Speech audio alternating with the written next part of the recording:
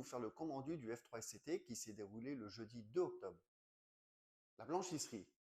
Le protocole forte chaleur présenté ne répond pas au problème des températures très élevées à l'intérieur du bâtiment. La mise à disposition de systèmes de rafraîchissement d'air pour de grands volumes n'est pas envisageable en raison des coûts financiers. Par ailleurs, les agents seront sensibilisés aux risques professionnels liés au bruit. Les codes sillage. Un rappel sera fait à l'encadrement concernant l'interdiction pour les agents de prêter leurs identifiants aux intérimaires. Théoriquement, un code personnel est remis avant chaque prise de poste. Il est nécessaire de faire une FEI chaque fois que le problème se présentera. La campagne vaccinale. Elle démarre le 14 octobre prochain. La vaccination sera possible pour les soignants dans leur service et auprès du service de santé au travail pour les techniques et administratifs. Dans le cadre d'un plan d'action de l'ARS, la volonté est clairement d'améliorer le taux de personnel vacciné et une campagne de communication interne sera initiée prochainement. Les caméras. L'enquête administrative se poursuit. La CGT a sollicité le procureur de la République pour dénoncer les faits. Les urgences.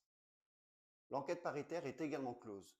Le plan d'action comprend une réorganisation des fiches de tâches, AS-IDE, une pérennisation des renforts, de nouveaux roulements IDE et AS de nuit, et également la remise en place des CREX Psy-Urgence. L'achat de rideaux et d'adaptables pour la zone d'attente couchée est inscrit au budget 2026. La réinstallation d'un accès à la caméra de service depuis la salle de pause est interdite pour cause de réglementation du travail. Par ailleurs, la direction a exprimé la volonté de réinternaliser la gestion des transports de patients. Le met au pas.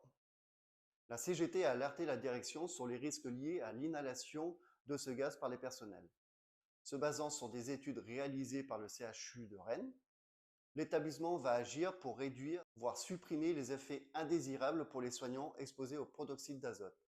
Cette démarche nécessite un arbitrage financier permettant son financement.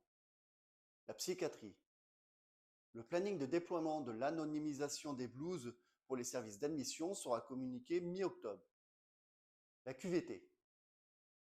L'achat du petit matériel pour les services avec l'enveloppe dédiée est en cours. À bientôt pour une nouvelle vidéo.